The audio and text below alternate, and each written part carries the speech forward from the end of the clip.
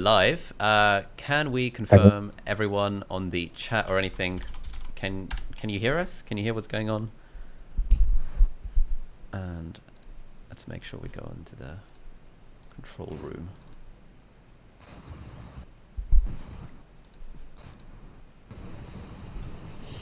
Can we be heard? Anyone out there? There's always a little bit of a delay. Can anyone hear me? Yeah. It's not working on my computer. Oh, now it is. Oh, perfect. I think we're in.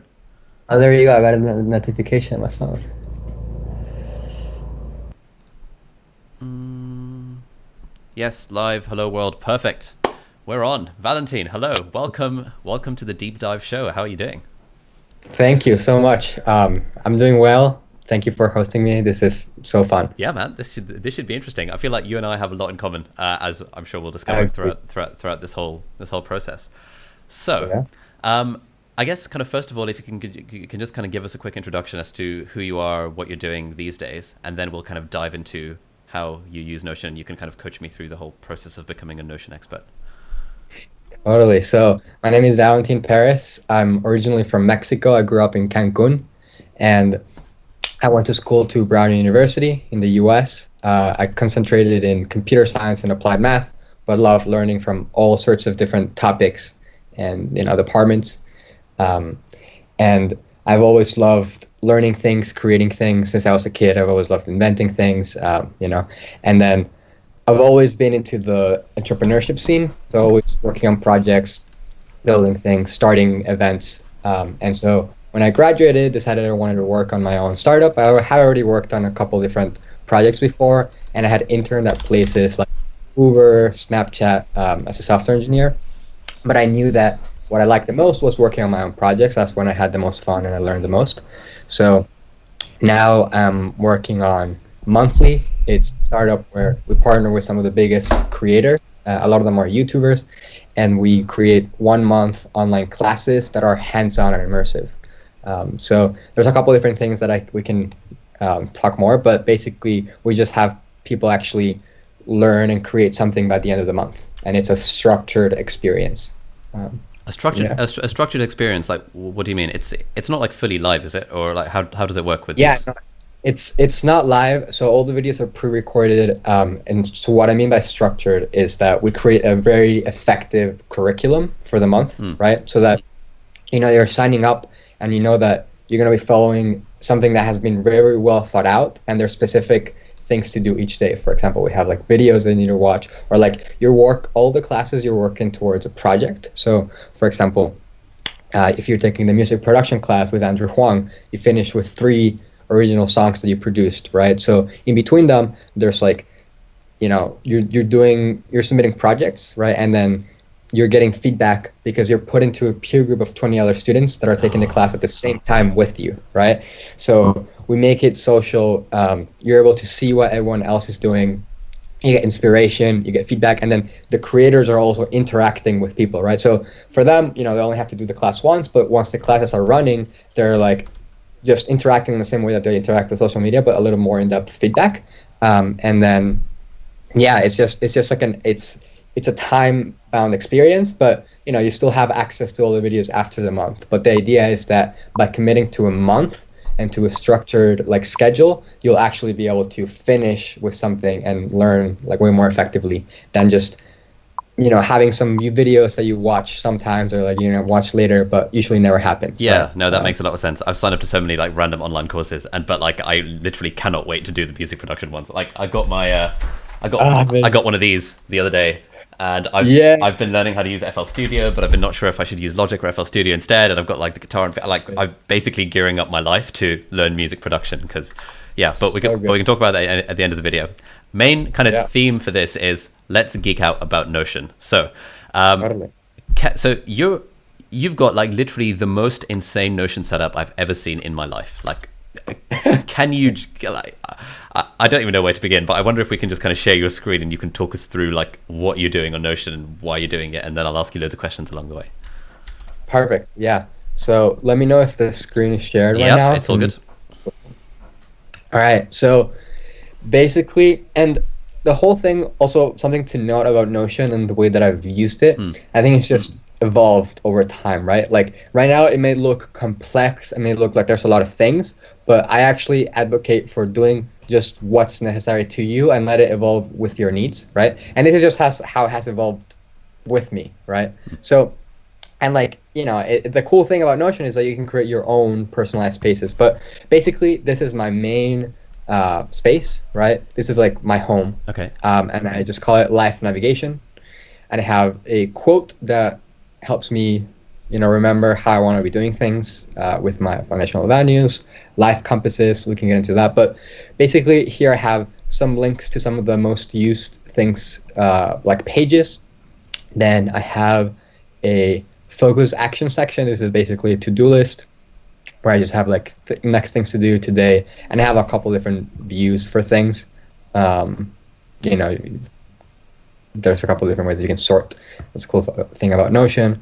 Then usually, sometimes when I finish, I at the end of the week, I just like pop things here and make completed. Like there's like a table that just stores all the things that I've been completing for the month.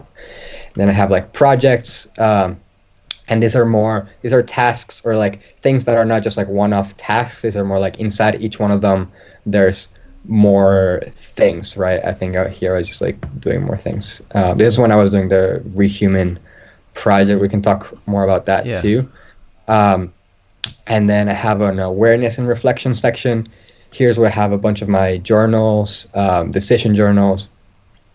There's a bunch of different things. A lot of them are also experiments. Like I kind of started doing them like the habit tracker table, but I found out it wasn't that useful.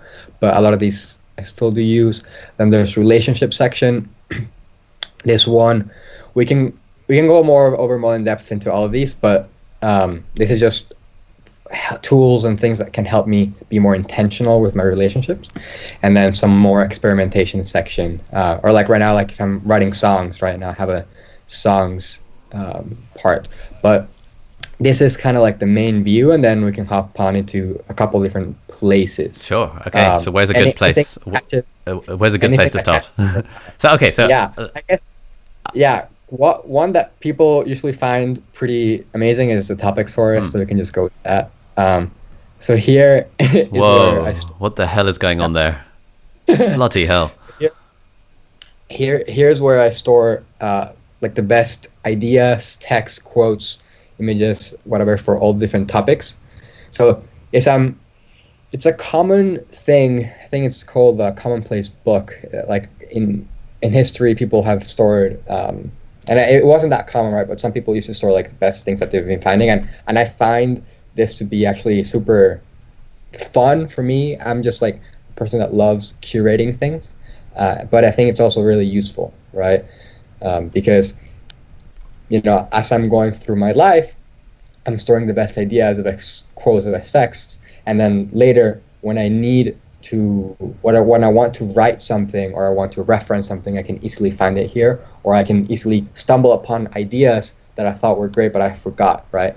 So one example, right, like if we go into one of the like pages, right, it's a tree. And this is like, for example, a tree for like digital brain. Like basically I'm talking about my Notion or like how to use digital brains.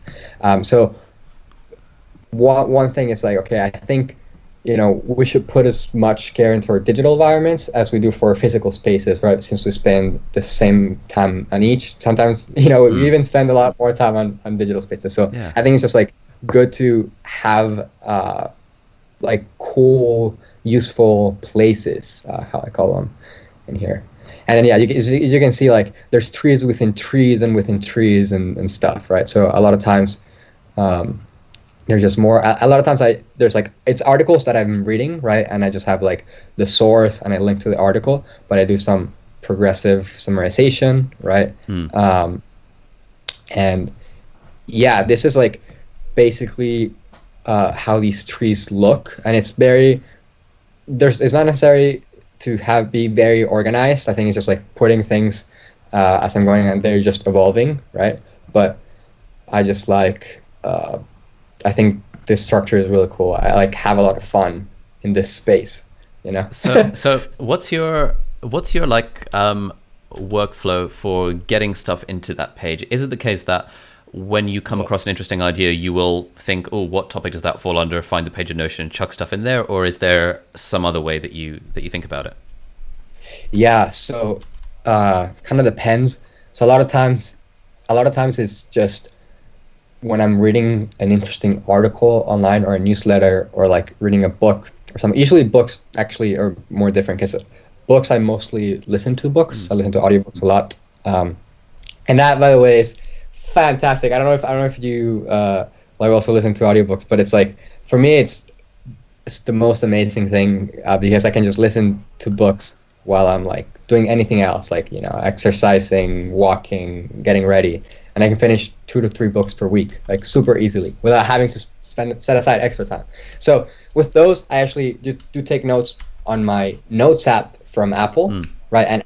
And because that's just easier and faster, and I already have the note for the book that I'm listening to available, and then at the end of the week on my Sunday weekly reflection, I pass them into here, or just book notes, right? So that's one process to getting some of the things here, but most of the times it's just I'm reading an article and I have an idea or something that I found interesting, and I just add it to the specific place, or I see a quote and I just add it to the specific place, or a video that was like really good, and it's manual, right? It's just like I just do it, but it's usually I actually have a window up in my Notion with my topics forest open, so it's pretty easy to just like I'm let's say I'm in my browser and whatever, and just like switch Notion, this is open, I just put it wherever it makes most sense.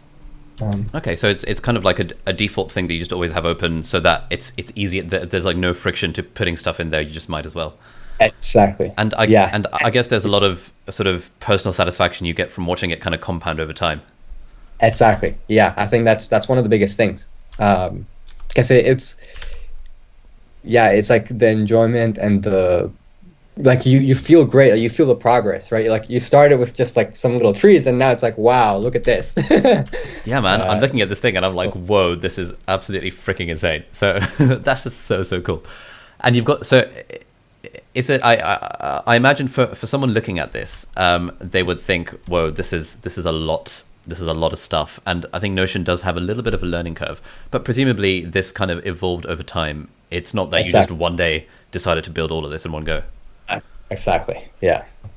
Yeah. I mean, I think this was some of these things I was already like, you know, taking notes on things before Notion existed. I think it was like on my Evernote and whatnot, and then I just passed some of the things, and then it was just like a couple small trees, or like it wasn't even with the topics, but then just over time just like adding more things. And like a lot of these, some of them like they're not as full as like the ones that you saw, like maybe they're just like a couple text ideas, quotes. A lot of them, like for example, like it's just like thoughts that I'm thinking about, for example.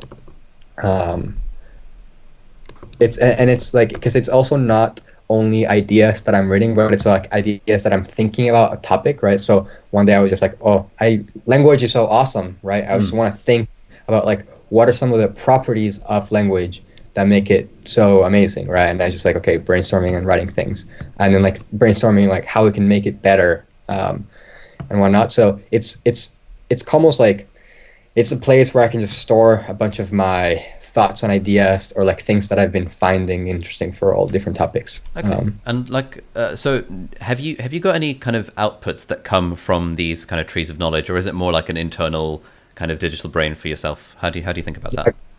Great question. Yeah. So I think I've definitely had some outputs, right? So I used to send a weekly newsletter where every week I would send like the best things that I found, but it wasn't only during the week, but best things that I found ever, because, you know, I had already compiled a huge amount of things, right? So it was easy for me to just like, all right, come in and like put together a very coherent, like really interesting newsletter with like, because I already had like all this time of like evolving and like marinating of ideas, and just like, you know, used that.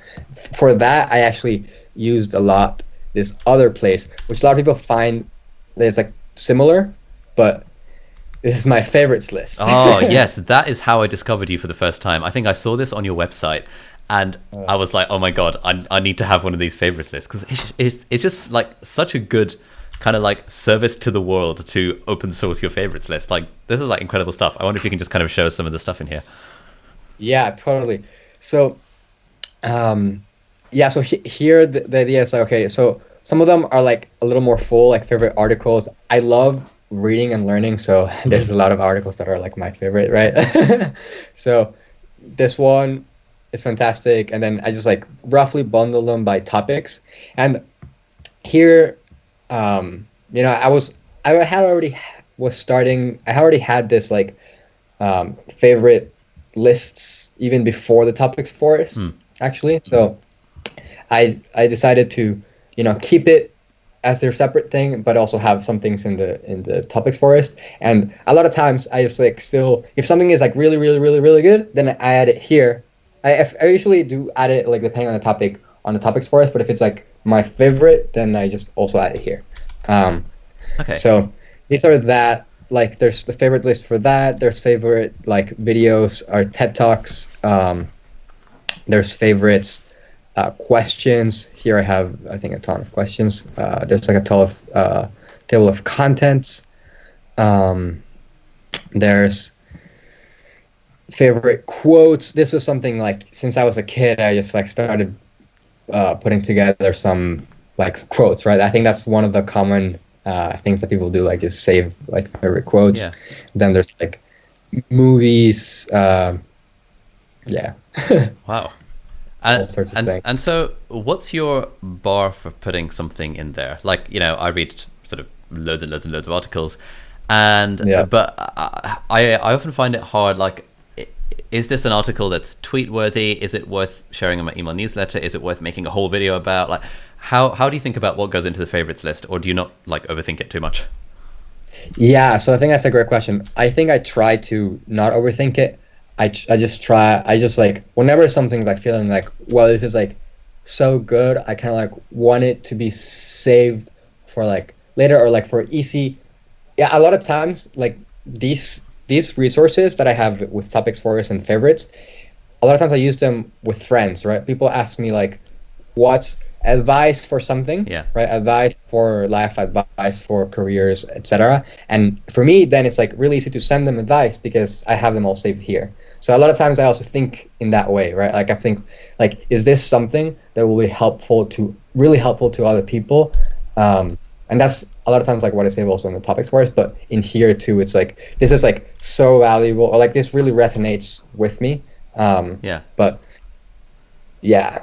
No, that makes a lot of sense. Like, I've sort of since discovering your favorites list, I actually kind of duplicated and added it to my own Notion, just so that like now, if I'm ever in the need for like, you know what, I don't really know what to read right now, let me look over at Valentin's favorite list, and then I'll just pick something from there because I know that it's going to be good.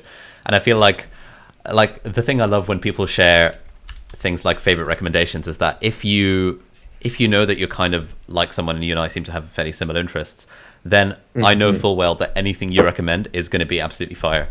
And equally, like if a friend recommends me a book, I will just immediately buy it on Kindle without even thinking, because I know that the fact that it's a personal recommendation means it's going to be really legit. Exactly. So that was your favorites list. That's my list. So we've got the topic forest, the favorites list. I wonder if we can talk about the rehuman stuff. Can you kind of give us an introduction to what rehuman is and what it means kind of philosophically, and then we'll kind of talk about the Notion stuff? Totally. So this was a challenge, a personal project that I did I think almost a year ago, where, so when I graduated college, there was a lot of things that I had been wanting to learn and do, but I hadn't had given them the time, right? So these were things like music production, or like drawing and painting, or like dancing, etc. So I have a very, very long list of things that I had been wanting to learn, and my co-founder for my startup, Max Doge, he had done a similar project sometime before, where for a year, every month he tried to master a skill, right? Okay. And this was actually, he like got a huge media attention from it. He was like on the front page of the Wall Street Journal twice and whatnot. And it was like, for me, it was like, wow, so fun, so amazing, because I also love learning. So I was like, okay, like I like that. I've always liked systems, like process approach, and I thought like, okay, I want to do a similar type of project. And there's a lot of things. He was feeling the same thing, right? He had wanting to learn and do a couple different things, but it helped so much putting it into one single project and one concept. So that's basically, what did I hear? My system was like doing and learning across 15 different areas every week. So I just created a system where, some things were daily, like daily habits. Some things were like depending on the day of the week. And then I would just do it, right? And I did this for almost a year, and I blogged about the process every day publicly. And it was like amazing. I just had the time of my life because I love learning and like doing things, and I just like was such a interesting experience. I learned like there's like a lot of like things that I learned not only from each topic but about like life and like the seeing, like learning from so many different things at the same time. A lot of like insights, because usually, right, like the common thought is to like only focus on one thing, right, like only do one thing and focus on that. But I thought like, all right, why not experiment with doing many things, right? It's like the rehuman, right, like the name comes a bit from the Renaissance period, right? Like Leonardo da Vinci and people then, they were like learning and doing things from a bunch of different areas, right? And I think I love that. I think that's so, like humans, we are multidimensional beings and we do many different things. So I just think there's a lot of benefits and a lot of enjoyment and a lot of like fulfillment that comes from doing many different things. So that's basically what I wanted to do, and I did.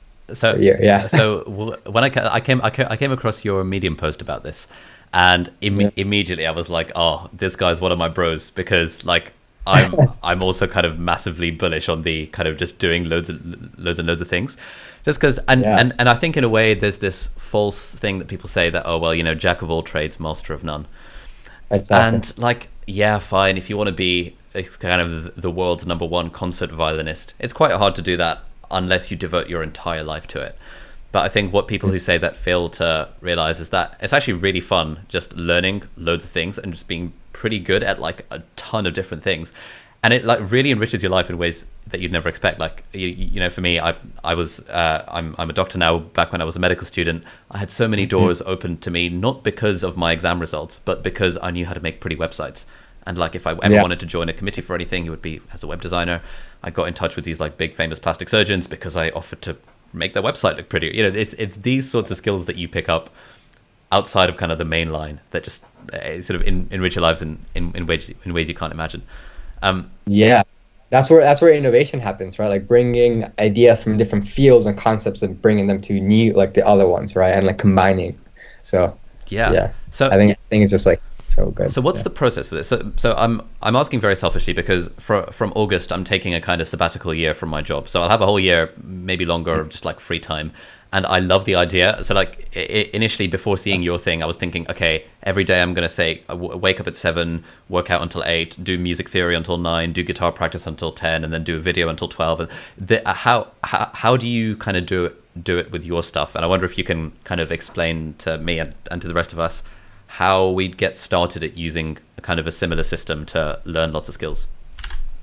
Yeah, so I think for me, some of the things that I found most helpful, right, is choosing things that I really want to learn, right? I think that's the most important thing. Not things that are just like because you have to or because you think that it's going to get you something, but I think it's just like really internally motivated to do the thing, right? I think that's number one. Then number two, for doing the many things, right, I think it was really helpful to conceptualize it as a single project, right? I was just thinking about it like this is my rehuman project, right? So to do that. And then another one is just like to have a structure and a plan and a system, right? To think about, okay, how is everything actually going to fit? How am I going to fit this 15 things during the week, right? And like the crazy thing is like during this time I was starting my startup. This is like when I was doing my startup, so it's like I still had a lot, like a full-time job, and like even more, right? Like you work a lot doing a startup, and it's like, how am I gonna fit these things? And like, you know, it may seem like overwhelming or like, oh, it's too much, but if you really like look at your calendar and like really like put like, okay, this is just going to be 20 minutes, like 30 minutes and whatnot, you can really fit a lot of things in even if it's not a day, in a week. I think that's also a super useful thing. It's like forgetting of only using the day. I think it's like really helpful to have the week, because you know, some activities do require more. Like I would go do salsa lessons, and you know, it takes the time to get there, and like it's like 1 hour class, right? So that, and then what's helpful was also writing about my process every day. So what was really interesting about that was that during the day, I knew that at the end of the night, I was gonna be writing about what I did that day, right? So during the day, some things may come up, like some excuses or something to not do something, or like, oh, I'm not feeling to do this.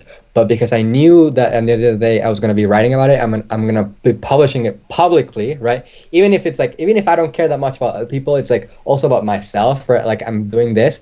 I don't want to be like at the end of the night writing like, oh, I skipped this because I don't know, I was lazy, right? So it helps me act the way as who I want to act, like the hero that I want to be.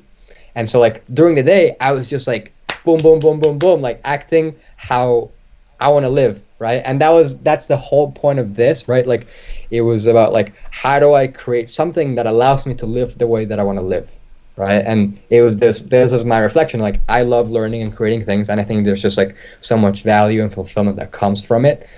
So this is like my idea of like, okay, if I can create my life, what would I be doing? And I want to do these things. So it's like creating that system, right? On the other hand, right, it also like you define it for some time, but then like, you know, after you know, I was doing it like, you know, after 200 days, you obviously some interests change, or I have new things that I want to do. So it's also important to know that it's time to shift things, right? Because if you define something, you know, 200 days before, now there's like new opportunities, new things. So I think it's also important to keep it flexible and like not be too rigid about the things, because obviously you need space for, you know, changing circumstances. Okay, so I've kind of got a list in my head of things that I want to do. So on that list is music production, getting better at guitar, getting better at piano, getting better at singing, learning how to dance, which I saw was on your list as well, learning how to cook, and there's like, so those are kind of like the main ones. And then I've also got kind of some like side things which I'm less like committed to. Like I want to learn performance hypnosis. I want to get better at close-up magic, because I used to be super into close-up magic, and I want to kind of make my own magic show, and so that needs some kind of working on. So I've got this sort of like 8-9 things. How would you suggest that I start to kind of systematize them in like almost? Yeah, I think the way to start would probably be like creating a table or something like this that allows you to like visualize, for example. Like, oh yeah, painting as well, and digital drawing, mate. I've been dreaming about being a concept artist since like the age of 15. So right? Yeah, and so like I think just like visualizing how things would fit into your week, right? And like kind of like moving them around, like what makes sense for each day, right? And like, for example, like this digital drawing and painting, it was actually one of these main ones that was like a full like 1 hour 40 minutes type thing. But as I was going through it, I learned like, oh, like this is actually like super fun and super relaxing and enjoying it, and I can actually switch in to this mode really quickly. So I was like, okay, I'm gonna just switch it to, I'm gonna experiment with doing it like, instead of like just a few times per week 1 hour, just like every day, like 10-15 minutes, right? So I think like just starting with like some idea of what you think is going to be the best system, and like putting it into like, okay, basically a schedule for the week. And then as you go, like you're like you can be like evolving and adapting the system to how you're feeling things are working out or not working out. Yeah, but I find like, Notion was really helpful, like, because here I can just also visualize, okay, what are the things that are like, 2 times per week, 3 times a week, you know through the all areas, the weekly schedule, etc. So I think that would be that. And then, like, obviously my plug, a lot of the things that you said are things that we have classes on monthly. So yeah, man, I've already signed up to the waiting list for like more than half of them, because I'm like, oh my god, this is exactly what I need a class on. yeah, so and that's actually like, I would think is, if you really want like the most, like the best experience with learning something in terms of like fun, engaged and like effective, we think that we have the best classes. So yeah.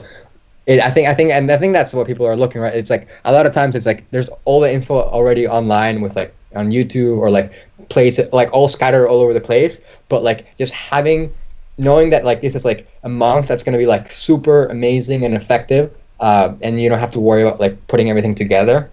That's really helpful. So yeah, we have like, music production, painting. We have the singing one. I think you also mentioned singing. So yeah, I'll check those out. Each one of those does take time. So we say there like how much time it takes per week around. So I would just like consider that, because it is like a good intensive experience that you're actually going to learn stuff. Obviously, it fits into everyone's like busy schedule. We made it so that even you have a more full-time job or a full-time student, you can still do this. But yeah. So from August, that's when I'll be out of a job essentially. And so, do you think it would be feasible if I, for example, sign up to one of the music production classes and the singing one and the painting one, and do 3 of them over the course of that 1 month? Because I'll essentially have nothing to do other than make YouTube videos and learn stuff, which I think would be fun. Yeah, I mean, that would be super fun. I think, yeah. So we usually do recommend only one, but I think that's because people have jobs and full-time jobs and whatnot. But if your focus right now is going to be like, just making YouTube videos about how you like learning all of these things, then I think it's probably fine. Like, I think you can just go and experiment. Oh, incredible. Yeah, I think it would be super fun. Sick. And if we go a bit off the record, have you got an affiliate program for monthly, or will you set one up by August? I think it's a good idea. Yeah, we can set that up. Perfect. Okay. We have like a friend referral links thing, but we can set something up. Sweet. Yeah, because I think that would be just like really fun, like spending this intensive month like learning loads of different skills, and then I agree. I'm sure lots of people will want to follow along for the journey and be like, hey, what's that class that you're taking? Oh, well, check out that link in the video description. Lol. Exactly. Anyway, cool. So that one thing I'm curious about, kind of this is fairly unrelated to Notion, but so I read your Medium post about becoming a Renaissance human. Mm-hmm. How did you get over the fact that seems a bit cringe to call yourself a Renaissance man? Because that was the thing that I was like, oh, I love this label, but I feel really cringe about kind of applying it to myself, even though that's exactly the label I want to apply to myself. Yeah, so I think that was like initially like I was trying to figure out like a word thing, and like the Renaissance came, but then I think that's why I changed it to just be my own, like just rehuman. Oh, okay. Right, like with that one I was like, okay, like it's not tied with all these things for the Renaissance, and then I can define it to be my own thing. But yeah, I think it was one reason, right, that I think this is also important, is because for habits, if you really want a habit to stick, the best way is to make it a part of your identity. Yes, right? Absolutely. So if you feel like, or like, I'm the type of person that exercises, you're gonna be exercising, right? Like if I'm the type of person that I'm a rehuman, I'm learning a bunch of things, then like you're gonna be doing those things, right? So I think that was a big part of what I was trying to do too, is like kind of like internalizing and putting it as a part of my identity. That makes a lot of sense. Okay, I will do something similar. I might even call it rehuman, maybe, if you're okay with that trademark name. The other thing I think is kind of relevant is that like having a name for stuff is like surprisingly important. Like when I was using Notion to kind of make lists of things that I liked, I called it my resonance calendar. And the fact that it was a thing meant I was more likely to kind of do the thing. And equally, your trees of knowledge or whatever they're called, like the fact that it's a thing, I think contributes to the identity of it. Exactly. Yeah, totally. So, all right, so we can go over some other things that people like about my Notion, right? So one of them is the begin and end of day 3-minute journal. And here we can actually see, I was experimenting with a new one. I was like, before I had a just like this, and I had a new great day. It's a template that at the beginning of the day in my phone, this was like easy to do in my phone. I just like click here, great day, write the day, and I have a template of questions, of things that I want to be asking myself and the things that I want to be thinking about, right? So I'm trying to get better at lucid dreaming, and super helpful for that is like writing your dreams. So it's like, what did I dream? Then 3 things I'm grateful for, something I'm looking forward to for the day, what under my control would make today even more great, an idea for an experiment to run, like something interesting and different to do today, what could I do to be even more conscious, free, and courageous. This is just an affirmation, something that I am becoming, I want to do, and then most important thing to focus on, finishing with that so I can continue thinking about that, right? And then at the end of the day, I just have 3 wins for the day. One thing I learned is it breakthrough ideas, and this is another page in my Notion that I have where I store like ideas that I think can be life-changing if I apply them, right? Or like for other people if they apply them. Okay. And then one thing I could have done today to make today better, and how can I apply it tomorrow? Am I resisting something? The idea is to resist nothing, because it's like suffering is pain times resistance. You have 0 resistance, then. Favorite thing of my day, short story of a moment today. This was like just this makes small moments meaningful, basically. What was the most unusual thing that happened today? Experiment, hypothesis, what energized me, any extra thoughts, what could I do tomorrow that's high leverage, and subconscious mind. Like, so all of these, like, this might feel like a lot of questions, right? But I started with like just a few, and I think that's great. I think it's good to start with little questions, like just a small number of questions. But then, you can add more progressively, but also like, I found it that I don't have to answer all of them, right? But just having them there triggers ideas in my mind. Like just seeing them, right? It's a prompt. It's like asking me something, right? And these are the things that I want to be asking myself. So, yeah, I just find this amazing. Right. I've got loads and loads of questions about this. So, firstly, why do you call it the Great Today Journal? Like, what's the theory there?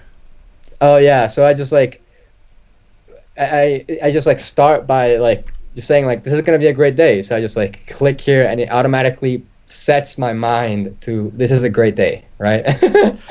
Yeah, I've started doing something similar. So I've been playing around with doing morning pages in the mornings, which for those of you who haven't heard is where you write 3 pages of longhand, preferably on pen and paper, just like write 3 pages of stuff. And I read this thing somewhere that if you start with the phrase "today's going to be the best day ever," it just makes everything just better. And so on the days where I start with "today's going to be the best day ever," I don't know. There's just something about that just makes it more nice. The other thing I was going to ask. So yeah, exactly. So you've got kind of a great day template that you've created, and exactly. Okay. So what did I dream? That makes sense. Grateful for. Looking forward to. So, idea for an experiment to run. So what's an example of like an experiment to run? So an experiment to run would be like, for example, like doing something at a different time this day. Like if I have a routine or something and I do it at a certain time, like doing it at a different time, or like running to a specific place that I haven't run before, right? Or like sending a message to someone, right? Like just like going for it, like a bunch of like, it's just like things that like it's just like running experiments, right? And a lot of times it's not so much about the experiment that I write here this morning, but it's like being in this experimentation mindset that like as I'm going through my day, I like, it's like gets me like, it's easier to just like, take risks or do things because I'm just experimenting, Oh, okay. That makes sense. And then conscious, free, and courageous. Like, where did that come from? Like, why those three words in particular? Yeah, so this is like a reflection. I just did a reflection about like, all right, what are some of the kind of like values or like things that I think are most important and also orthogonal to each other, right? So I think that being more conscious in the way that I find it is like being more aware of things and more understand the connections between the things, right? Because obviously there's so many different ways to define conscious, but that's how I practically define it. I think like with that, right, if you're like understanding or aware of things, you can see and understand like what's there to do and what's the best things to do, right? And like and seeing the holistic full picture, right? Almost like wisdom. And then that's like that, but then like if you're not free to do them, then you can, right? So you need to be free to be able to do those things. And like free is both in terms of like actually having the ability to do the thing, like, you know, putting yourself in positions where you can do more of those things, right? Like having more opportunities and things, or like, but it's also about like feeling free to do those things, right? And a lot of times like we just stop ourselves from doing things just because we don't feel like we're free to do them, or like but just that. And then to actually do the thing, I think is you just need courage, right? And I think courage is like at the core of like so many other like values and things as well. Like you require courage to have honesty, you require courage to be like so many different things. So I think like it's like with consciousness, you know what are the things to do. With free, you can do them, and with courage, you actually do them, right? So these were like the three things that allow you to, you know, do awesome things. Awesome. Yeah. And then so that's your morning, and I guess you kind of just do that on your phone when you wake up, or like with your morning cup of coffee, or just whenever. Yeah. So I do it. Wake up. I usually I go to the bathroom right when I wake up, and while I'm in the bathroom, I just do this. So that's that. Oh, and then that's ingenious. That's so good. Yeah. Just so like do it on the toilet. My goodness. Instead of scrolling through Twitter or something like I do, you can just get your day off to a decent start and tie it to a habit that you're already doing, which is going to the toilet. Mate. Yeah. Okay. That is game changing. That was game changing for me too, because for a while I like, you know, knew about the value of journaling, and like people did that, but like I never found a good system that worked for me. So I think it's just like tying it to, I always go to the bathroom in the morning, so like, you know, just do that, and then like having the templates where it's like it's clear that I just like I need to answer. I go through a couple questions. I don't need to remember all the questions and thinking about them again, and it just gets me thinking about the things that I want to be thinking about. So that's. And then how do you do it at night? Because it seems like a load of things. So like at the moment, my nighttime thing is again in Notion. I just ask myself a single question, which is, what's the most story-worthy component of my day? And that was from a book called Storyworthy by Matthew Dix, which is all about kind of how to become a better storyteller, and how we can, by doing this homework for life, we can kind of find the stories in our own days, the ways in which it was different to any other day. And I noticed you've kind of got that within your template as well, along with like a long list of other things. Yeah, I think I got that from the same TED Talk, if that's the homework for life one. Yeah. Oh yeah, nice. I haven't seen the TED Talk yet, but I've been reading the book. Yeah. Yeah. Yeah. So for this one, right? Like, it's I just go through it, right? And it actually does take me just like the 3 minutes or like 5 minutes, right? Like I don't try to write really long things. I just like go through it, and like for the night one where I have a little more questions. Sometimes I don't answer all of them, right? I think it's just like going through them, like I usually do answer like the 3 wins, like some of them, but I think it's just like seeing the question, and then like, you know, prompting that in my mind, and then just, you know, trying to answer, but not feeling that I need to answer everything, because then that just becomes a lot. If I added questions. Yeah. And so do you do that on your phone in bed? Because famously you're not supposed to use your phone in bed, or like what do you tie it to? Yeah, I also do tie it to right before going to bed. So I do it when I'm in bed. I'm just like, this is the last thing. I just like do the Notion, and then like right before I set my alarm, basically. So that's where I tie it to. And yeah, so or like right now I've been experimenting with like waking up without an alarm, right? And I found that I actually do wake up around like just 8 hours, right? Yeah. But I still set an app that tracks my sleep, or like my quality of my sleep. So just when I do that, I like do this. Okay. Yeah, that's kind of similar for me. So I never trust myself on my phone, but these days I take my iPad into bed and do the story-worthy thing, and then I just close it, chuck it. But like even then, I end up browsing Twitter for longer than I should. So I kind of wish there were so I recently got the Microsoft Surface Go 2, and it's quite underpowered. So I'm starting to use that in bed now, as to kind of just typing stuff in Notion and then turning it off, because I physically can't actually use it to do anything particularly more disruptive than that. So that was your daily kind of reflection thing. Daily journals, and I recently just started experimenting with just putting it in a kind of like this database view where I can have like a bird's, because I thought it was like, oh, so cool, I could see like a bird's eye of like all my like dreams and things, or like of the night ones, so I can see like the wins for the day, etc. But like a little bit more personal. I think and like that one, I've since I started doing it, I did it like all the time. I think 2019, I have like, bloody hell, you've actually been doing this.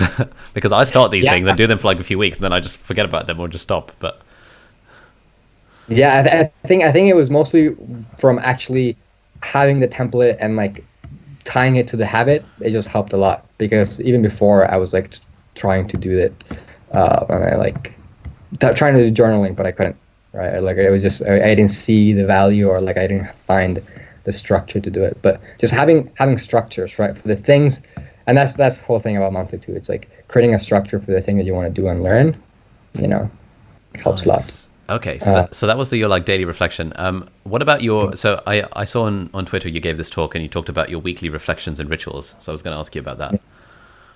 Yeah. So this one, it's also a template. I click here, and then I actually have, again, that same quote with like my values and life compasses. Here I have like just some things of like, remember, like basically how do I want to live, and then like I just prioritize what are the top 3 things that I want to do this week, and like the process, how do I want to, like what should I do to actually do them, and then like, a couple of things, maybe I send like an article, video thank you to someone in here. Reflection, I just like have some of the main like life areas that I like think of for myself, and I just like the things that I want to be doing from them. So I like usually just look at this, maybe, so this is like for like planning the week, but I usually look at the previous week and I reflect on what I did. So this is where I go through these. And it's mostly just like looking at them, or like, checking, not necessarily whether I did them, but if I just want to go a little slower, just to remind myself to do things. And then I basically just have a bunch of more questions. And the questions here are like similar, right? Like it's like just things that get me thinking about the things that I want to do. So is there a hard conversation that I want to have? What are some of the questions I keep having? What can I research? Like, right, like how would it mean to go deeper into each of my areas? What qualities do I currently admire most? How can I cultivate them? Like all these things that just help me like, shift turns and be living the way that I want to be living. And like it's the same, right? I don't want to answer all of them. It's just like just having all of them there to like see, and like see if they prompt or trigger something, right? And then I just like start writing. But it's that, and then I just pass book notes to my book notes database. So this one is, I just have, when I listen to books, I'm just taking the notes on my Apple Notes, and then I just, at the end of the week, I just pass them here, so I can see like, books that I've been reading like this week, but I can see like by topic or by like, let's see if Notion loads. Or did it? Nice. That's so pretty. Yeah. Oh. Yeah, and then like, I just like, bloody hell, mate. That's so good. Thanks. Yeah, and so this, and then yeah, maybe I pass in some of the highest value notes to my topics forest from the books. Sometimes maybe not. Like sometimes I just like in the book notes it's fine, and maybe I just like linked to the book somewhere. But that, and then like sometimes I do this like creativity temple brainstorming. So this is like another template that I have. I find templates to be great. So I click add here, and it's just a template that helps me be more creative for anything that I want to brainstorm about. So an example, right? Like I may already have something in mind that I want to be brainstorming about, or like, but there's also some generators that help me brainstorm what is that I want to brainstorm. So what is the most important problem in my life right now? What new identities I want to adopt more, like, etc. Right? And then I just like start listing ideas, and then I just like go through a bunch of more questions, right? Like usually constraints breed creativity, right? So I go through like, what if I only had 1 hour? Like, how could I do this? Or like a week, a year, 10 years, right? So it puts you in different modes of like thinking about something with different constraints, and a lot of times that brings like interesting ideas. Or like money, if I could spend no money, if we could spend all amounts of money. Social identities, like just thinking about like what would a anthropologist do, what would someone of an opposite gender, like a comedian, an expert, what would they do, right? Or what would a specific person do, like, etc. Or like situations, like if this was like all these things, and then like I just like try to combine. A lot of times like there's no need to go through all of this, right? But if I really want to brainstorm and like be creative, all these like constraints and prompts and things do trigger like more ideas. So the idea is just to write a bunch of ideas. Yeah. Wow. So yeah, I think that was the end of my weekly reflection, and it also takes around, I don't know, like 30-40 minutes. A lot of times it's just literally just reflecting on this, answering some of these questions, and then like passing the book notes, putting them some here, maybe doing a reflection, and then just like putting the top 3 directions for the week, and maybe doing something here. So it is a little depending on how much I spend time, but it's usually around like 30-40 minutes. Okay. And I usually like to do this on Sundays. I don't have a specific time on Sundays because Sundays maybe I do something different, but yeah. Nice. That's really cool. Like I've wanted to do like a weekly review type thing for a very long time, as everyone does. And every time I start one, I feel like I make it too complicated. But kind of for me previously with my weekly reflections, it would be more like the getting things done weekly review, and therefore I would have to clear all my inboxes. And by the time I've done that, I can't be bothered to do it anymore because it's taken me an hour already. So what I'm trying to do these days is just kind of skip to the reflection part, which seems to be what you've done here. Mm-hmm. Which bits of it would you say are like a good, because for anyone looking at your template, by the way, we'll link all your templates in the video description, and also guys, if you want to check out Valentin's YouTube channel, again, link in the video description. You can find links to loads of the templates. Like there's 5,000 questions in the chat being like, where do we find Valentin's favorite list? Like literally go on his website, there's a link to my favorite list. It's not that hard to find stuff on the internet. Sorry, rant over. What would you say is a good place to, sort of a good MVP for like a weekly reflection and ritual? What do you think are the most high impact bits that you do? Yeah, great question. I think main things for me is just, first, I think it's just like the directions that I want to prioritize, like top 3, just keeping it to top 3 things that I want to, like main things that I want to focus on this week. And then some of these questions, just like having some questions that like have you reflect. And I think that's the biggest thing, just like, prioritizing and reflecting. And like the questions, you can start with like 1 or 2 or 3, like, mainly it could be like some, for example, that I think are useful is like, so the big wins, if you don't have a daily journal, you have like the daily wins, then this one could be pretty helpful. But then like, did I focus on the best stuff I could focus on this week? Like what are the new priorities focused for the following week? And then like usually I find this one also really, really useful. Like is there a hard conversation I want to have? Or like what are ideas, bets I could potentially execute on. Like a lot of these things, also like a lot of these questions I had before I was like full on my startup. I was like still in exploration mode, and right now actually in my Notion, right, like this might seem like a lot in my Notion, and like, but I now spend most of my time in my company Notion, and like a lot of the times, like for the to-do lists here, this one's I haven't used it that much because I've mostly just been doing the to-do list for the company. But all these like weekly reflections and things, I still use. But they're like, I think just like having some questions like get you thinking. I think it's just thinking like, what do I want to be thinking about, and then just putting that in the template, because I think that's the value. Yeah, I think that's a really important part of this whole like building a system around the things that you want to be doing, like regardless of what those things are. Like maybe someone watching this, they actually don't care about reflecting as much as you do, or they don't care about becoming a rehuman like you and I do, but like everyone listening to this has stuff that they want to get done, and whatever you can do to systematize the things that you want to be doing anyway, whatever they are, is gonna be like a good thing to do. Exactly. Yeah. So this was the weekly stuff. Can you show us the foundational values life compasses, or is that too personal, do you reckon? Yeah, no, let's do that. So foundational values, I think it was just I was just like brainstorming, okay, what are some of the things that I value? Well, it's like very simple. So these are some of the things that I think I just value a lot. And then the life compasses, I actually really like this one.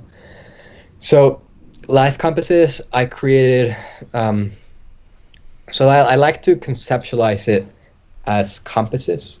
A lot of times people have goals, right? But I think goals are things in the future, and like things that you are not there yet, and you may think like, I'm not happy until I achieve them, or like it's like a lot of things, right? Like I think compasses are things that I can hold in my hand, right, and point me in the right directions, right? So if this is something that I can do all the time, right? So my first one is like enjoy a flourishing life, mentally, physically, spiritually, artistically, and socially. So my main 5 areas, and this just reminds me to like, I value all these things, and these are just like the main kind of like dimensions that help me like give attention to them, right? Then I like to broaden and deepen my worldview and everyone else's as much as possible. Helping more people be like more conscious, free, and courageous for the same reflection that I explained before, and then create the most value I can, always thinking the biggest I can, right? So these are all things that I can do basically all the time, but it's just like things that point me into the directions that I want to be doing. So that's for my life compasses. My life flywheel is also just a name, right, for this thing that keeps going, right? It's just like goes on, goes on, goes on. I love to understand, to create, to understand, to create, to understand. It goes infinitely. So like it means like there's no stopping point. I can continue doing these things. Life fuels are things where that it like where people ask me like, where do you derive your drive or motivation? It's just like reflecting on those. I think is really important, because then you can know like, are these fuels the fuels that I want to be having, and like, are these, how can I fuel these fuels, right? Like curiosity, gratitude, love, desire to be useful, excitement, and play are my personal fuels. This is what gives me like, reason, like motivation, drive to do things. I'm just curious, like gratitude, love, etc. Life pillars, these are the same ones like here, listed here. These are just my main dimensions of things that I don't want to neglect, basically. And then life engine is just that same quote that was out there. It's like channel attention, time, and energy to high leverage pursuits in alignment with my core values, life compasses, and life flywheel. And this is basically how I want to be moving. And then my why is just live, experience, and understand life consciously, freely, and courageously. And then, there's just like testing a couple different formats. But yeah. So that's So we've got a few comments that I saw in the chat. So I'm curious on your take on this. Often in my videos where I talk about how I use Notion or talk about creating a system around something, there will always be like a minority of people in the comments that say, "Bro, the whole point of life is to live it. Like the fact that you're spending all this time reflecting on life means that you're clearly small-minded, because clearly you shouldn't be spending 8 hours a day in Notion. You should be spending that outside in the wilderness doing your thing. Why are you spending so much time like on the meta and not enough time doing the actual thing? And I always kind of sigh, I'm like, oh man, this is it's never a debate that I want to get into, because like whatever, but I wonder if you've got any thoughts on that front. Yeah, well, I think it's just important to have clear about what you want, right? And or like how you can create systems that allow you to, even if you don't know what you want to do, that can take you to good places, right? So I think like, because it's very common, very normal to like not know like what career you want or like what specific things that you want. And a lot of times people adopt some ideas like socially. They like, just adopt like, oh, they see all people doing this and so they want that and they adopt it, but then they realize that they don't really want that, right? So I think it's like, if you do know what you want, then like reflecting in like, what are the kind of things that you do want and good. But if you're in this phase where you're exploring and figuring out what you want, then it's like thinking about, all right, how can I still do things that allow me to have a better system for whenever I have an idea of what I want, or like that allows me to, a concept that actually like, I was like writing a blog post about this. It's like, this is the books one. This is the boat. So it's like, I think of it as like you're in the middle of an ocean, like with a boat and a map, right? Like you have the map. The map is like, if you know where you want to go, right? Like that's like a specific island, right? But I think like the map is just like static and there. You can't improve it much, or like the world is changing all the time, right? Like if the map is something of like predicting the future, then you don't know what that is. And it's good to have the map, right, if you know where you're going. But the thing that moves you places and the thing that you can always improve is the boat. And the boat is what I see as all your like tools, your systems, your habits, your relationships, things that are like around you that can help you move places and do things more comfortably and more with ease and faster, right? Like you can just navigate whenever you want. So if you want, you can just like sail and like explore and like have a good time. And if you want to get somewhere, if you have a better boat, then you can get there faster, right? I think it's like important to think about like, oh, what are the things that I want to like, how can I improve my boat? Even if you don't know what you want to do, or if you want, then you can do that. So it's just like that, right? And I guess your question was more about like also what like doing things. But I think if you're gonna do something, right, like I think there's a lot of value in like figuring out about like what is the highest leverage thing that you want to do, right? And like a lot of times, you just have to go and do it, and I think that's amazing. But if you spend like even 10 minutes thinking about something, oftentimes you can come with very good ideas and better ways to do something way more effectively or like in a higher leverage way. I think it's worth it to spend some time.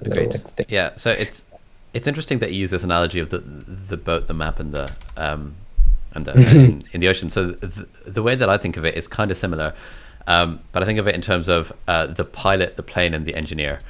So like the pilot is the person kind of setting the course. The plane is following, trying to take off effectively, trying not to get distracted while going on course to the destination. And then it's the engineer's job to tweak both the pilot and the plane to make it more efficient, more organized, more faster at doing the thing. And so I sort of the numbers I came up with for this are like we probably should spend I probably should spend 80 to 85% of my time being the plane, like executing. Maybe about kind of 5 to 10% of my time being kind of the pilot and kind of charting the course, and maybe around kind of 5% of my time being the engineer, kind of like figuring out a new system or improving my typing speed or tweaking a system, or for example creating a template in Notion would be an engineer activity, because once you've created it once, you can then be the plane and execute on the thing.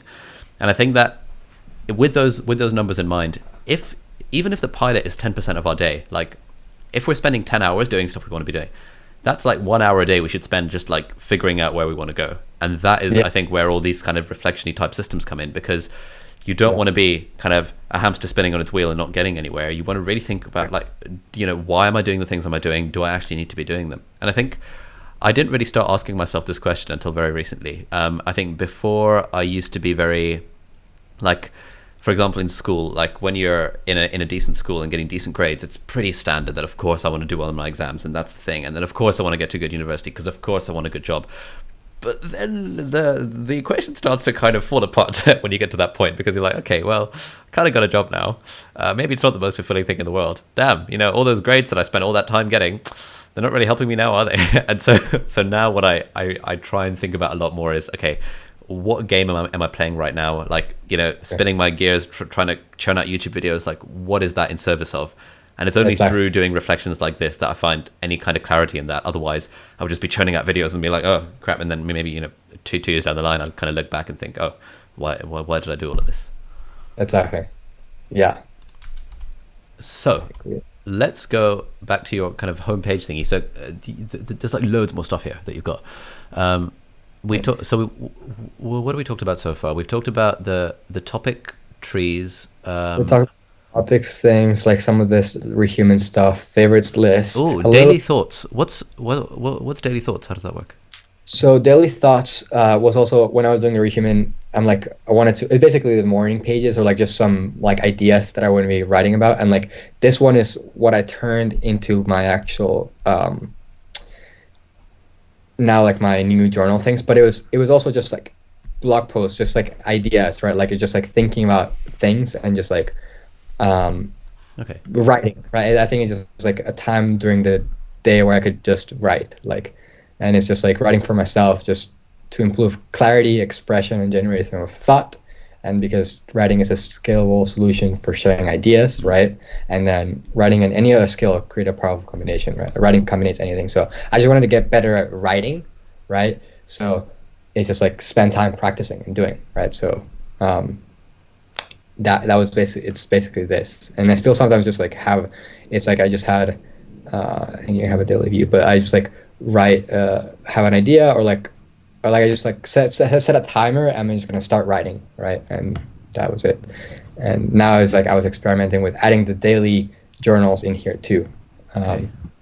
Yeah. And so why, for example, do you use Notion for this sort of stuff? Because it seems like you've got a hell of a lot of stuff in Notion, whereas like I think for me, objectively, or subjectively, the experience of writing in Ulysses or Bear is just slightly nicer than in Notion. And equally with like, Evernote is very good for like managing just everything you chuck into it, whereas Notion takes a little bit more effort. It seems like you've kind of siloed yourself a lot within Notion. I'm curious like as to kind of what the thought process behind that is, and if you use any other apps that synergize with Notion. Yeah, so I think I just like being able to like have everything in one place. Like it's like you can search through everything, right? And like anything that I had been writing about or thinking about, I can just search it through here. And then I actually love the design of Notion, even for writing anything, right? Like if I'm writing, I just like open as a page, and like usually as I'm writing, like everything fades out and I can just write, and there's like toggles and a bunch of different things to organize thought. I think that's the main thing that people like Notion that they built it for, is like a tool for thought. So I think it's actually really good for writing and thinking, at least for this type of writing that I'm doing right now. But yeah, I think, I still like sometimes like experiment with other apps, or like look at them, or like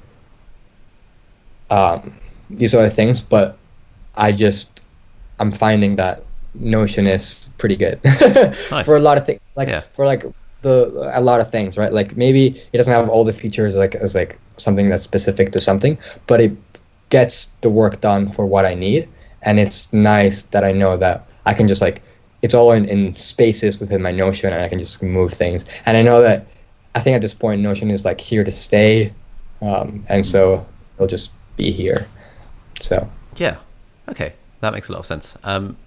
I wonder if we can go back to your life navigation thing, because there were a few other bits that I noticed from your Twitter talk that I was keen on. A question I was going to ask you is, it seems like you're keen on being intentional about relationships. I wonder if you can just kind of talk about sort of the kind of philosophy of that and how it works, kind of how you use Notion to encourage relationship intentionality.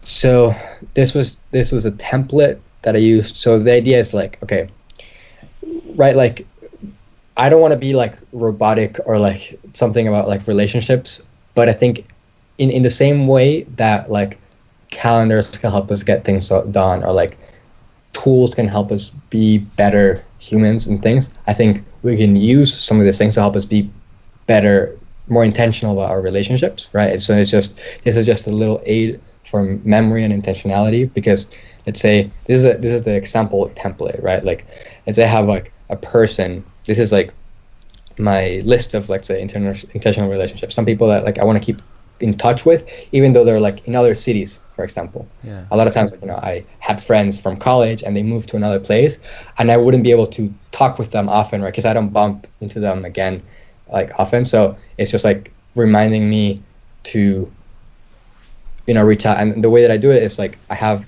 the person, and then I just have like it's as simple as just like I have the location, the contact frequency, like how often do I want to be like just reaching out or like messaging, and then last contacted. And based on this, there's a formula in Notion that like just tells me like, all right, this person is due to chat, and so this page just filters out everyone else and only keeps people to chat. So for example, if you take a look at I think right now all of them are like due to chat, but the to chat would filter everyone.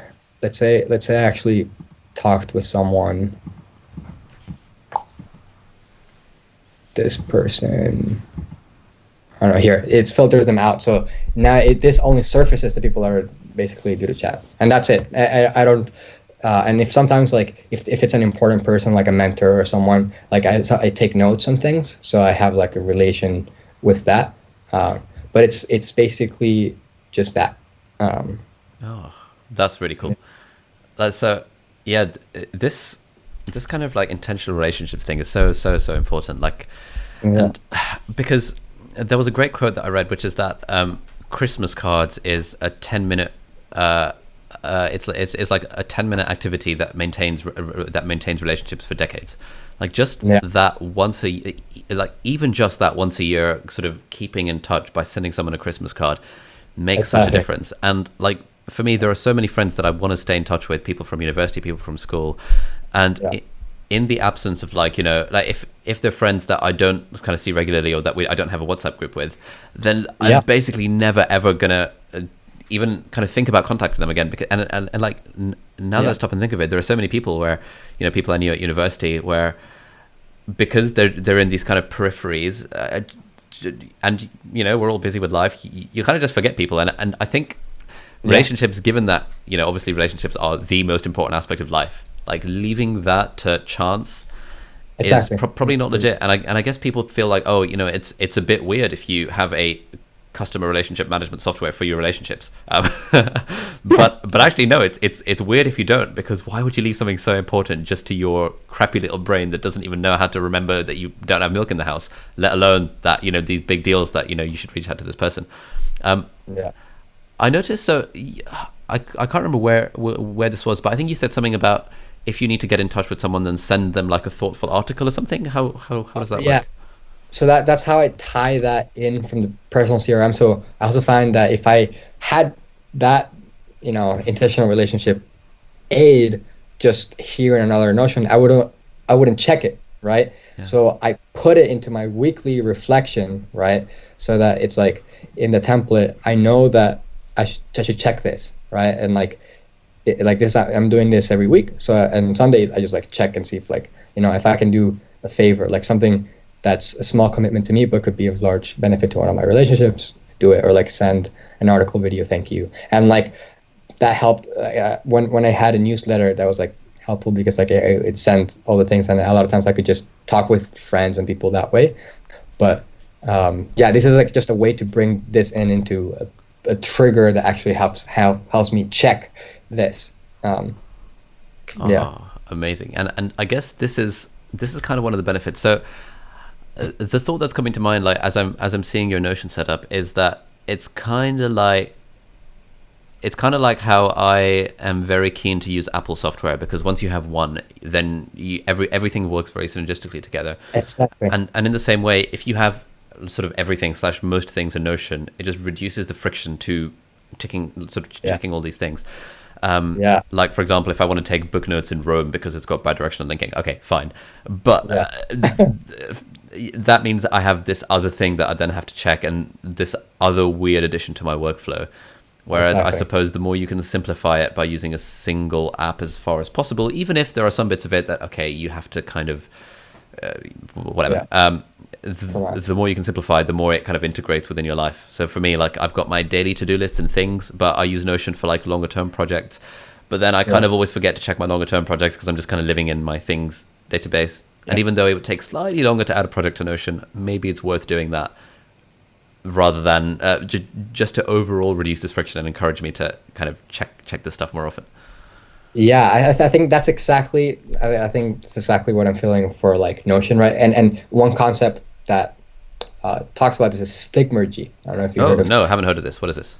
Stigmergy is this, I think, scientific concept, and basically, an example is ants. As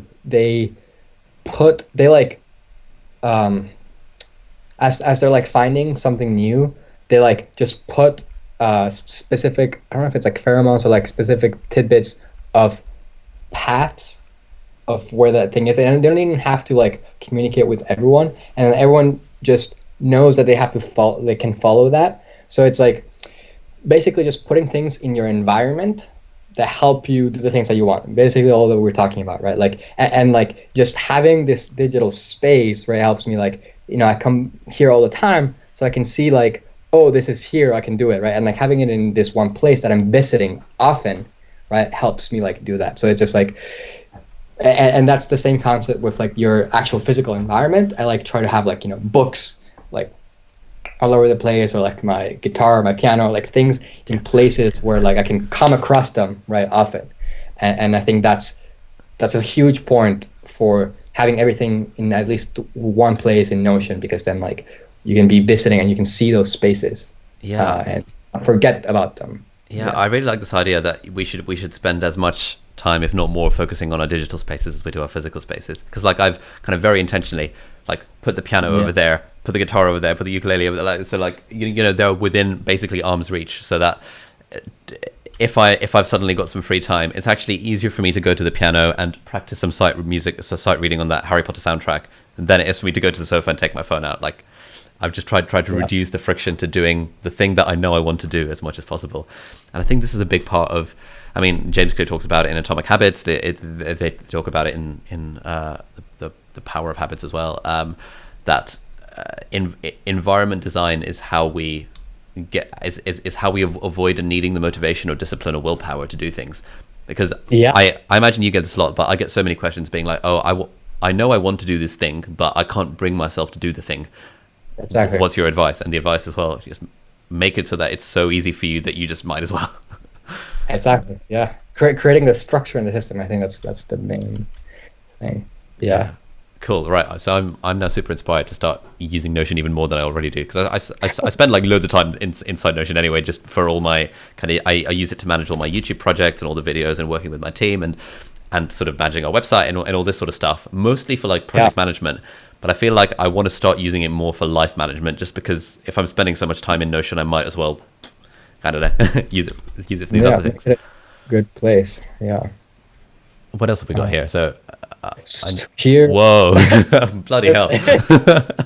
Every link just like leads to even more. It's like yeah, there's so many like hidden corners in my thing. So this page, I use it for more like self-awareness things, and these have been like a lot of times just one-off exercises for things, or like, for example, like tests. There's a bunch of these like tests, right? Like the Myers-Briggs or like love languages and whatever. So I find those super fun to do. Yeah. But it's also like because about like learning about yourself, right? Not necessarily about what they say, but for example, like and here I just store them, and so it's easy for me to go back and see like, how have I evolved if I take them again, right? But like, for example, like all these tests, like they told me like when I took this, I don't know when I took it, a while ago, but it told me like that I'm really good at input, right? And like I hadn't input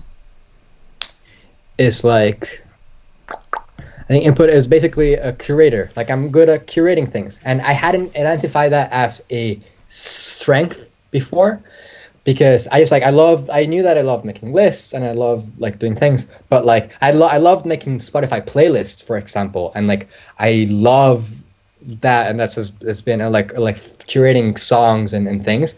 But then like this just made me like, wow, like yeah, this is like this actual one strength that is like input or like just curation, and it can be applied to so many things. So that helped me, for example, think about, okay, how can I double down on this strength? And that's when I started also my newsletter, right? When I was like, curating things and sending them to people, or like, really going into all this curation. And that's why it's like, okay, it actually makes sense for me to be doing like the favorites lists, the topics forest, and it's because something it's like that other people might find as work and not useful. It's for me, it's like playing and it's fun and it's valuable. So yeah, that's some of the things, at least like that you find when just doing all these self-awareness exercises. And these are like a bunch of different ones. Yeah. Oh mate, I'm just thinking that like there's such good content ideas amongst here. Like I feel like for me, if like I could do like 5 different personality tests, and that would make 5 different YouTube videos, and it would just be right? It would just be kind of interesting. This is so cool. Yeah. Yeah. So there's that. Like, I think it's like thinking about that, thinking about strengths, thinking about weaknesses, thinking about like what type of career do I want. This is when I was thinking about it. Like, so many different things. Like values that I look for in like a partner, right? There were, yeah. I find it fun. For me, this is fun. Yeah, right? man, this is great. Like, there's people in the chat being like, "Oh my god, how do you enjoy this?" But like, this is really fun. Yeah. What else have we got? So we got that. We got another one that's interesting. We can just go into here, share Notion templates, so we can see. One of them is like decision journal. When there's like big decisions, like some big life decision that you're trying to decide what to do. Just before we go into this, can you send me the URL for your public template thingy so I can chuck it in the chat? Just because everyone's asking. Yeah, let's put this.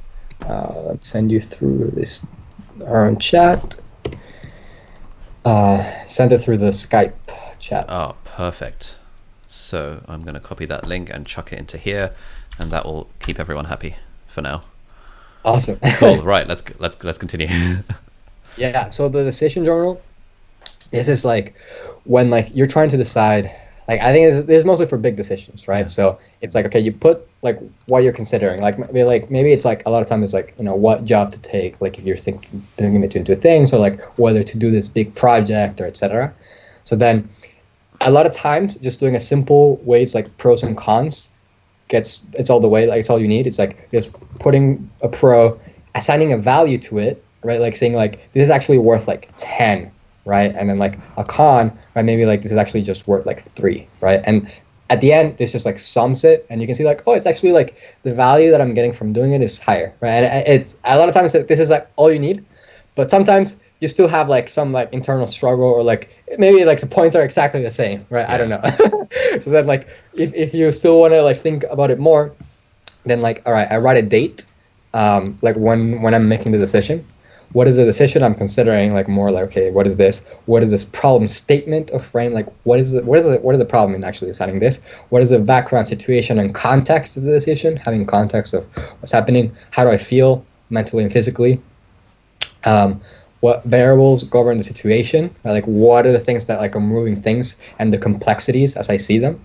And then like, what are some of the outcomes, right? Explaining and thinking through them. And then what do I actually expect to happen, and like the probabilities. And then like this helps me actually, okay, come to a final decision. Because a lot of times like, we have a big decision and we like just like put it back and like later, and we don't end up deciding, but this actually helps me, okay, I just made a decision, right? And obviously I still like to sleep on it, right? Like I've already slept on it like maybe a day, maybe sometimes it requires a couple of days. But at the end, right, once I made the decision, I just like put a remind like remind myself, and I set the date for 6 months out, and that way this Notion reminds me, and I can review whether I made the right decision or not, or like what was my thinking with the information that I had. Was my thinking about the decision right?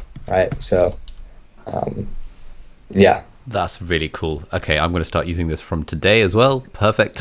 What else have we got? There's like 15 to 20 videos that I'm going to create off the back of this live stream. This is so good. Yeah, I think.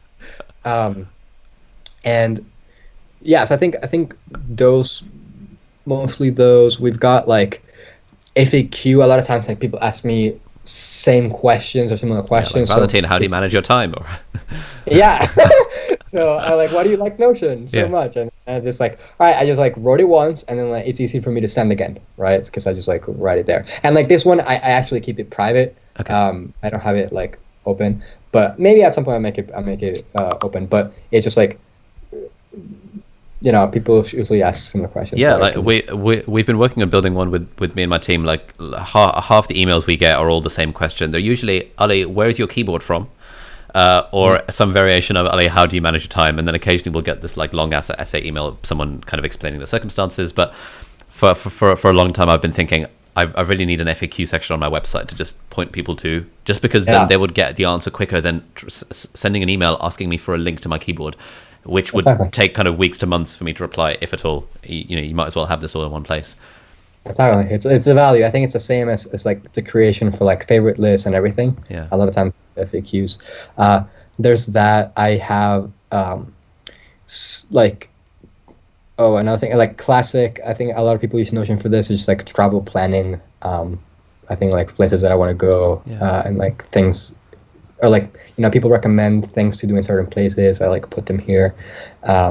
Then there's like sometimes like for specific things that I'm doing, like for example, when I was like doing my newsletter, I think I would just store like when people send really nice messages about like, oh, I love your newsletter or something, I just take a screenshot and put it there, right? So maybe like at some point it'll be helpful, right? Like, or like if for anything, just compiling those things, there's like valuable things, was helpful for like, I don't know, if later I want to do something. Yeah.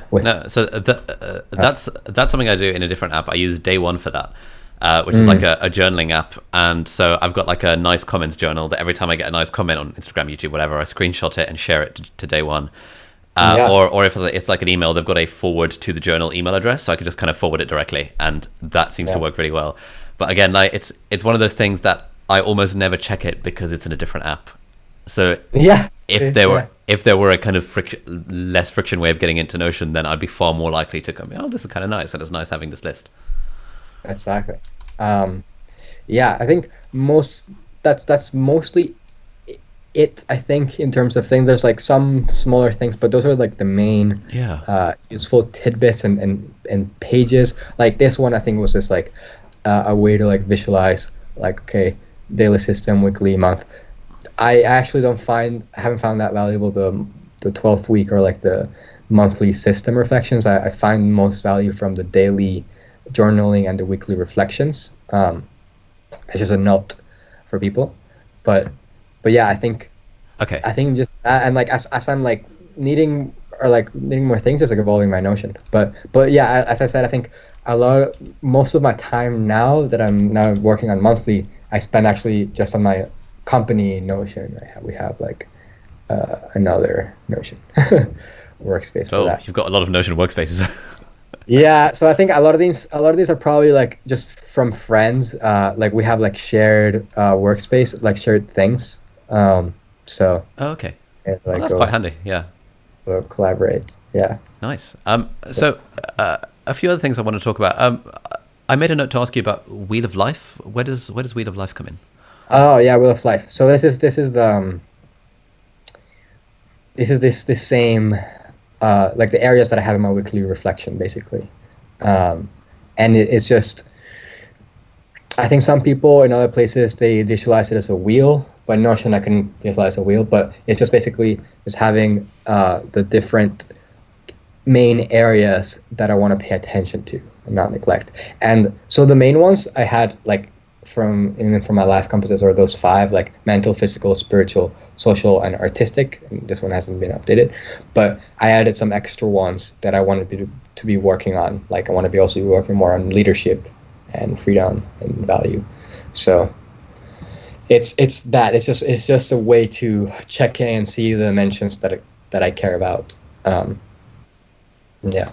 Okay. Awesome. So there's kind of have you got some more time to chat, because there's just like kind of random questions I've got for you. Perfect. Yeah. Let's chat about anything. Yeah. Can we talk about your startup? So the website looks amazing, and I saw it. I was like, oh shit, this is amazing. I think I came across it, and then I realized it was you. I was like, no way, Valentin's made this thing, because I'd been following your favorites list. I was like, what the fuck?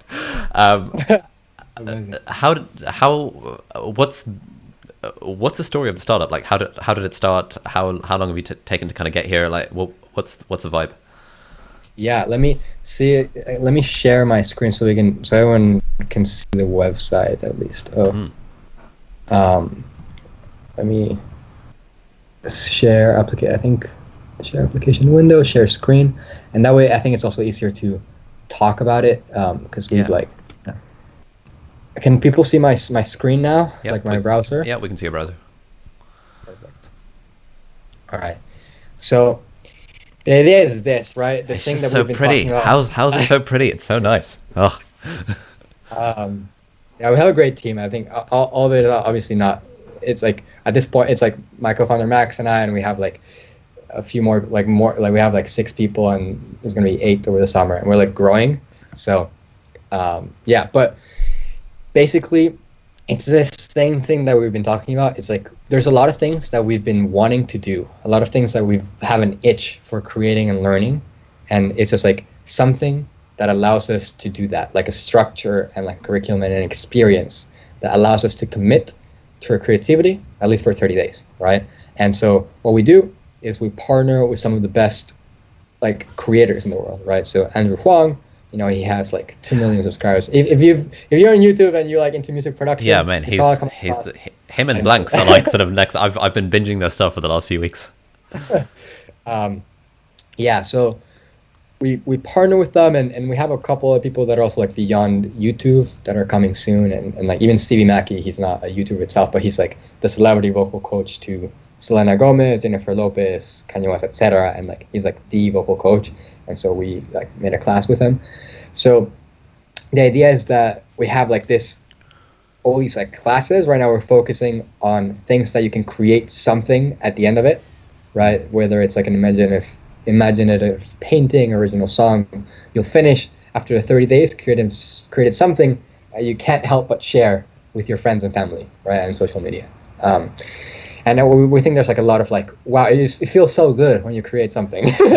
And so the idea is we wanted to create a better kind of online class, right? So our classes go beyond the playlist of videos, right? It's not just like some videos that you just watch. We like digitize the classroom, allowing you to get like a hands-on learning experience and a community, right? So it's like social, and you're learning alongside experts, right? You see all the classes that we make, the creators create original work, and so you see them doing it, and you're doing the same thing in a step of the way, right? So they did the first, chords of the song, and now it's your turn, and your project is to do that, right?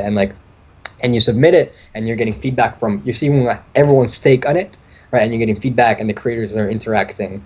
Then there's that part, right? Like you're sharing your progress, you're getting personalized feedback. Basically, you're not alone on the creative journey. Then you're staying on track with this effective 30-day schedule. We have like a very clear like today's tasks and things to do. Like, today do this, and like it's just like a right mix of structure and flexibility. So that like if you finish this today, you're on track to finishing with your 3 songs by the end of the month, right?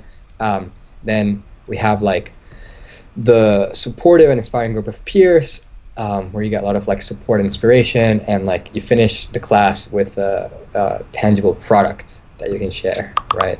So there's that, and like we have like a lot of students from all over the world love monthly. We have like so many video testimonials. We have like, I think at this point we have like 500 video testimonials. Bloody hell. Which is insane. We like, people really love these classes, and they're just like going out of the way to like record themselves and post it on YouTube, right? About like how much they like it. So it's really resonating with people, and yeah, that's the idea.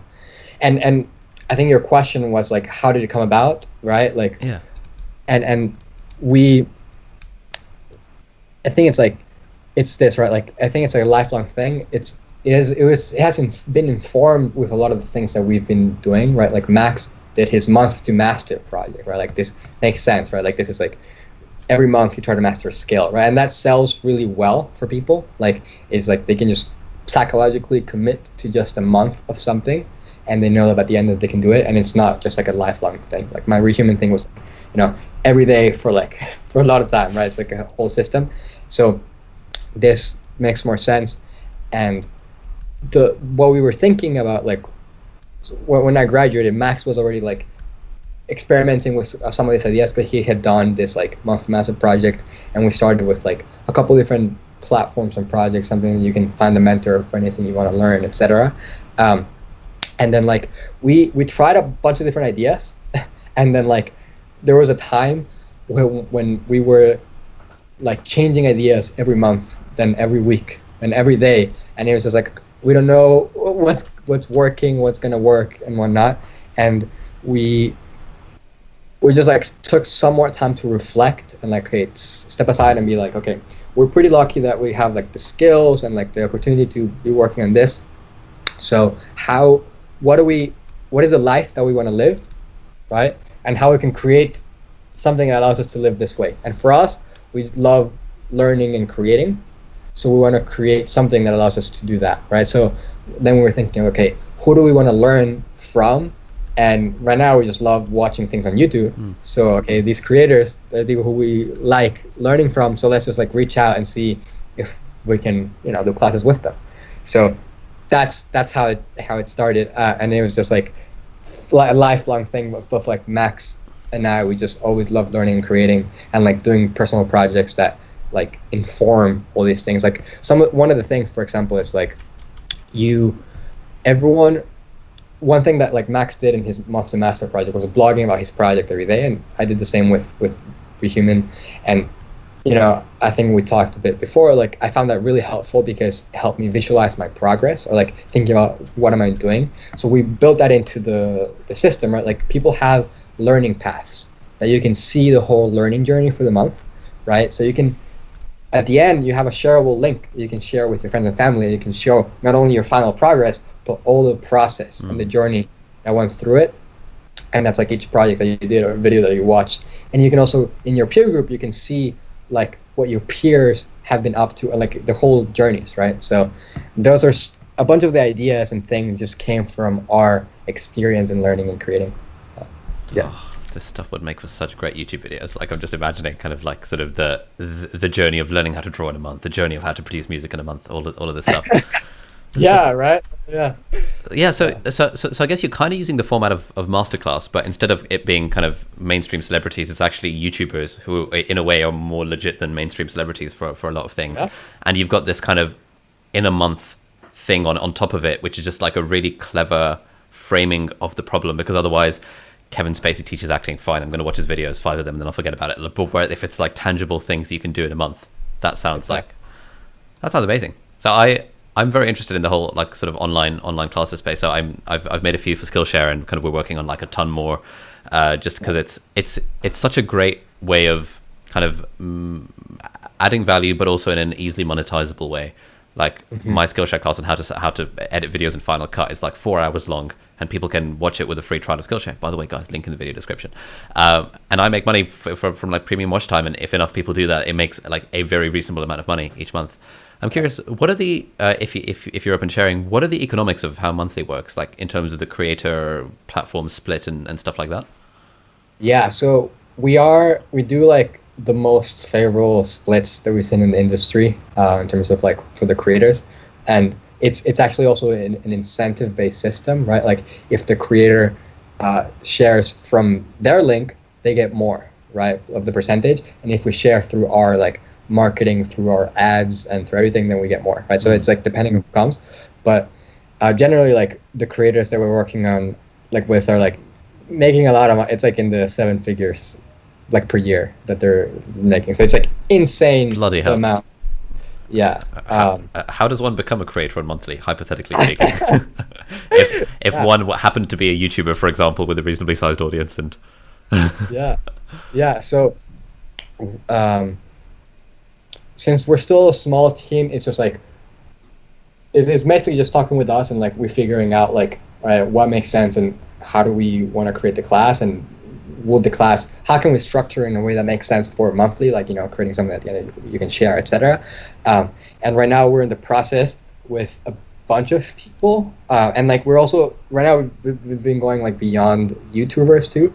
I can't say you know who we're in, but yeah, it's mostly just like talking with our curriculum team at this point, like, you know, we have more people and just figuring out you know, what makes sense. We do it like on a case-by-case basis. Right now we don't have like a thing like anyone can just create a class. We're just creating like really high-quality classes with the people we think would be the most impactful. Nice.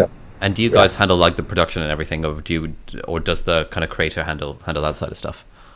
Yeah, so it depends on the creator. If, for example, if they're already a YouTuber, yeah, that they're they'll have the skills like production. The productions, they you know, they can do that, right? But some other people like Stevie Mackey, right? He needed more help with that, so we went in and have a production team, and you know, we filmed the class. But for all of them, we help. Like creating a class is a big project, especially if it's like a month-long class and it's like something big and it's like putting like all your knowledge or like something into something that's effective. So what we do, a big value add is we create the curriculums. We help you, like we get on a bunch of phone calls, like several phone calls, like depending on how many we need. It's usually like 5 phone calls, 1 hour phone calls, like put into like one every week. And then we do also a lot of research before that. And like during phone calls, we just ask a lot of questions and we try to represent the best possible format and curriculum for the class, right? And then, you know, usually it's all the way there. We have like some back and forth with the creators to like make sure that it's like the best way possible. And so we do all the heavy lifting for creating like what each video is going to be, like what it's going to say. Like we just have like, you know, these are the points that we're going to talk in this video. Like this is the project, all the pacing, like when is the feedback session, when is the project due? And then, you know, once we have that and like the whole structure of the curriculum, then if the creator is a YouTuber, then they can just go and film it, right? And they already have all the guidelines and everything, like, you know, these are the videos that need to be done. So it's that way, and that way it's easy. And if it's not, then we just like fly in and do the recordings, and it usually takes, you know, also a few days. Nice. That's the process. Yeah, no, it sounds really, really good. I can't wait to kind of dive in when the next batch of thingy opens up. And you said it was tomorrow, right? Is that? Yeah, tomorrow. Actually, let me. Yeah, right now it's like says that it's like closed for the waitlist, but tomorrow we're actually opening up the new enrollment period for all these classes, and you'll actually, you know, you'll be able to sign up. The enrollment period is only open usually for around like 10-12 days. And then the class starts right after, so like 3 days after. So yeah, all these classes are just like very well thought out. It's like the best, you know, representation. Like all like, you know, these YouTubers are like super engaging, and then like the curriculum is super well thought out. Yeah. And you're learning from the best. So nice. Okay. Yeah. Changing gears slightly, one final thing I want to ask you about. So how do I get into music production kind of in the short term? Because I want to do one of these classes from August when I have more time on my hands. But like in the short term, what can I be doing with my thing and my piano and my guitar? And it's like, what steps would you suggest? In terms of theory, I mean, I can more or less, if I have chords in front of me, I can play chords on the piano and guitar and kind of sing along. But I want to kind of make nice acoustic-y kind of covers of Ed Sheeran songs without, you know, that sort of thing. How should I get started? Yeah, so I think obviously I think one of the best ways is just take one of these classes. Like for example, like Blanks is pretty good also for like very like beginners. It assumes no knowledge. If you don't have the time right now, because this like starts from the very beginning, right? Like you start by learning about like production, like within the DAW, and like you do a cover song, so you don't have to think about like creating the song, and you focus on the learning and the concepts, and you write your own original song, and then like more advanced, right? But if you have a little less time, I think I would like try to just get comfortable with the basics, and that's the basics in the DAW that you're using, the music software, and the basics in music theory, right? So we have actually one of our, like the first video on our class, which is we have a intro to we have a fundamentals of music theory. That one's free on YouTube on Andrew Huang's channel. Oh, so sick. You can watch. Okay, so I can check that one out kind of in the short term. Exactly. That one is so good. It has been one of the best performing videos of Andrew's channel like for some time, but it's like it has so much amazing knowledge, and it's just like in 30 minutes. So that one will have a lot like you can learn, and like from that, I think I would say just learning that, practicing, and like practicing getting comfortable in the DAW of your choice, like whether it's like Logic or Ableton, or you said FL Studio. So I think that, and just like playing and practicing, I think that's mostly it, because a lot of these things is just like, you're learning, but it also requires you to have the practice to actually do the thing, right? It's like anything, you just need to practice. Yeah. All right, fantastic, mate. I'm so excited. Like, one of the things I'm most looking forward to my kind of sabbatical from work is having the time to sort of actively devote to kind of just learning all these new skills that I want to learn. And I think I can't wait to dive into these classes. You said how long do you want to do the sabbatical? Is it a year? Or? At least a year, and then I will reassess kind of halfway through that year as to whether I want to kind of apply back into a medical training program, or I'm vaguely toying with the idea of moving to the United States for my residency. So I'm considering, do I want to take the USMLE and do those exams right now, or? Yeah. But then kind of speaking to people, most doctors that I know don't sort of, if they had the opportunity to kind of do what I do, which is kind of make money on the internet, they would 100% drop medicine and do that thing. So I'm kind of thinking maybe I don't know, I might end up leaving altogether. But this is one of those things I'm going to use your decision thingy template for. Yeah, nice. It's like, do I want to stay? Do I want to go? I think the nice thing about medicine is that you can always go back into it. And so at least in the short term, while I'm young and unencumbered with responsibilities, it just makes a lot of sense to kind of explore the world and kind of do cool stuff that I wouldn't necessarily get to do when I'm older. Yeah, I agree with that. But anyway, thank you so much for taking the time. This has been really fun and inspirational for all of us. Thank you. This is so fun. Yeah. Oh, I'm glad. Is there any kind of final request or anything that you would like people to do to check out? Yeah, I think I would just check out the site, see what class interests you. They're open tomorrow for enrollment. This one will open next week. So check that out. Check out like my favorites list, anything that you think can be valuable for you. You can just go to valentinperez.com. All right. You can find all those things. Yeah. Thanks for tuning in, everyone. And we'll see you in the next episode of The Deep Dive. Bye-bye. Thank you.